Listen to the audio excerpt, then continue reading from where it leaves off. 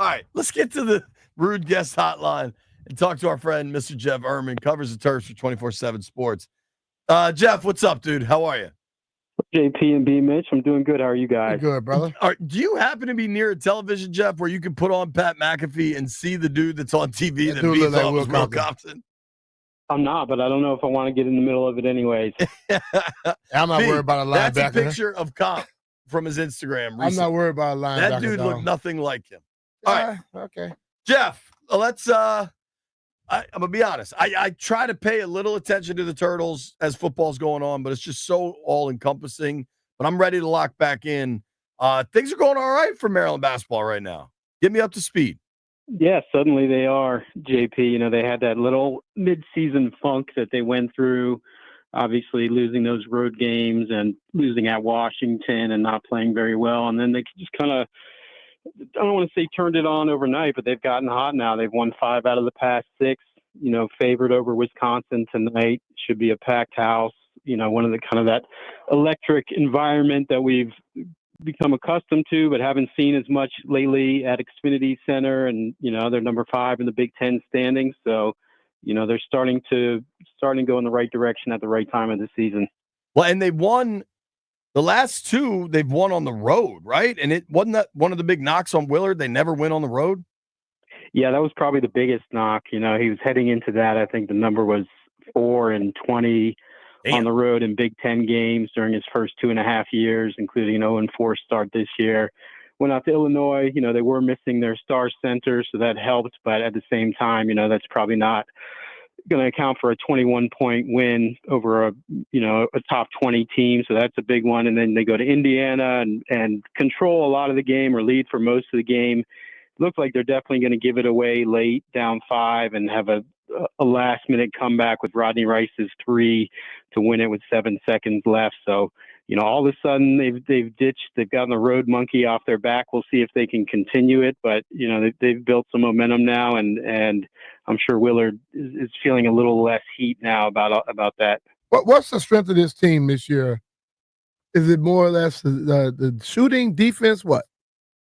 Well, you know, their biggest strength is that they have 2 really good big men, Julian Reese, who's, you know, been one of the most productive centers in the Big Ten for several years, and then Derek Queen, who's obviously a 5-star recruit, one of the best big men in the country. So that's what you notice about them at first glance, but they have shot the ball really well, especially compared to last year. Anybody who watched last year, the season felt 20 years long watching all these bricks go off the backboard all season. They're at like 27%, way toward the bottom of the country.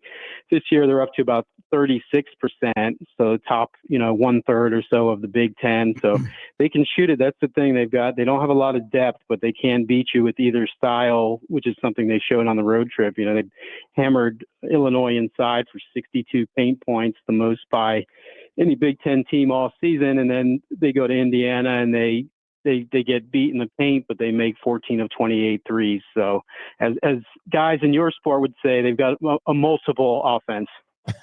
I like hearing that because they sure haven't in the past. Yeah. We're talking with our friend Jeff Ermann. You can follow all his work at Jeff_Ermann. Does an absolutely great job covering Maryland sports. You check all his work out at Inside MD Sports.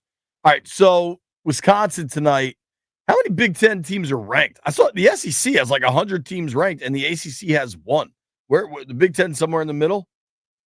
Yeah, I believe it's 5 right now. I think Maryland is the only team in the top 6 that isn't ranked. They were second among teams receiving votes this week. So you'd think that, you know, obviously they win the day, especially because they don't play again for another week. They've got like a weird midseason break, should get them ranked. But, you know, with the Big Ten, aside from rankings, what we really need to see is the Big Ten make some noise in the tournament, right? Because every year it's kind of the same story there. You know, we'll see if they can finally do it this year, but I think it's 5 teams right now. I kind of want to ask you what the hell's going on with the ACC that they have nobody ranked, but that's a different question.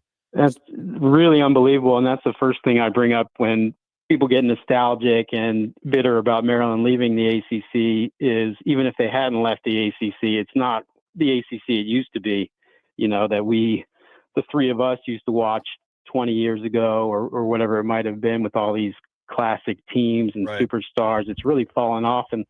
But you know, the name of the game right now, largely in college sports, is money.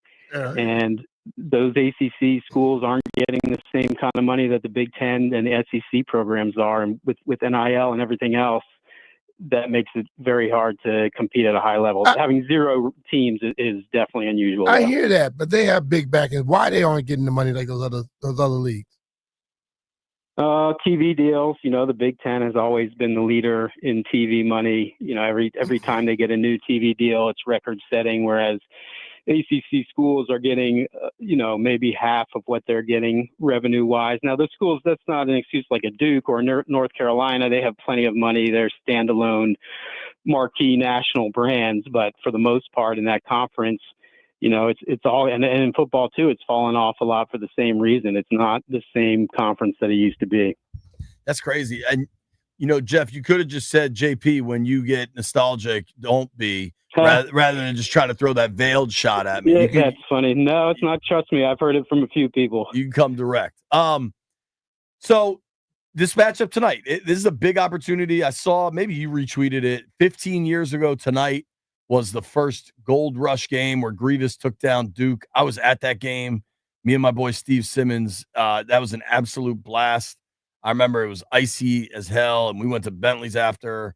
I mean, I lived in Northeast DC at the time, and my boy Simmons lived like just north of Baltimore, and we got a hotel in College Park that night because we both we wanted to be able to just enjoy the night. And I remember slipping and falling, walking from Bentley's to the Best Western or whatever. How do they get a win tonight? What's Wisconsin's biggest threat? Well, Wisconsin's got a guard named John Tonji, who's, I hope I'm pronouncing it right, he's really good, 18 points a game, about 5 rebounds a game, shooting 40% from 3. But, you know, it'll be the same thing as usual with Wisconsin. They're going to try to grind it out. They're going to play a really tough physical defense. That's what Greg Gard is all about. You know, they're not going to be as athletic as a lot of these teams are. You know, it feels to me like one of those games where Maryland just kind of wins these games coming home after a little winning streak with fans starting to get on board. You know, Xfinity Center is such a huge home court advantage, no matter who the coach has been for the past however many years. Maryland's always won at a very high rate at home. So, you know, they have had some tough games with Wisconsin lately, but I think talent-wise and in terms of just where they are in the season right now with their momentum, this is one that they should win. All right. So they're supposed to win. Lastly, B, you brought up the cash. I don't know who reported this, but I know I've seen it. Within the last week, some anonymous donor gave $10 million specifically to Maryland basketball, right? Yeah, I heard that was you, JP. Well, I'm trying to keep it anonymous, Jeff. Okay, my bad. All good. B and I split it. But what does... No, I already gave him enough. What does a gift like that, like a 10 mil gift, do for... Like, in a lot of ways, that's a ton of cash, but in other ways, is it? Like, how long does that fund your collective? I don't know. Yeah, so it's a little complicated now because of the new revenue sharing that's starting next school year, where schools can pay athletes up to $20.5 million in total, like a salary cap for all sports combined, primarily football and basketball.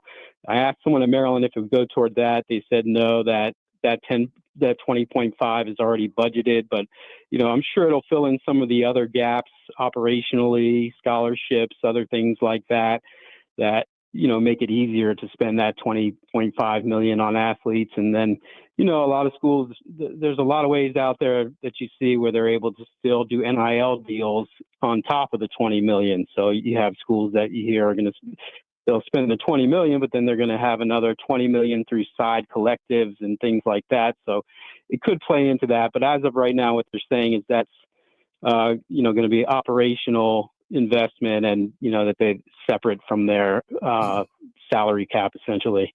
And or if somebody else might match it, Jay. I will match. What is 0.0001% of 10 mil? $100? I got 100. You let Coach know. All right. That won't help. Fair enough. I'll send you their way. You do better buying a Snicker. But did I also hear that all of college might be in some trouble? Because like Title IX lawsuits are coming with the NIL stuff? Yeah, that was expected. I mean, how could it not be at this point? And it's still up in the air how that's going to go down. When you talk to people, though, they don't seem too concerned about that. They're already budgeting, 15 million or whatever it might be of that money to football and most of the rest to men's basketball. So just based on how the market is behaving, so to speak, I don't think that they think Title IX is going to make them split it 50-50. And I think, regardless, you're going to see a lot of those non-revenue or Olympic sports start to dry up at some of these schools. Whereas, the rich schools, like say in Ohio State or others, will still have enough money to, fully fund some of them. Whereas, some of these schools where it's not a priority or just where it's a expensive sport without barely any return, you might see some of those close up. Gotcha. Talking with our boy, Jeff Ermann.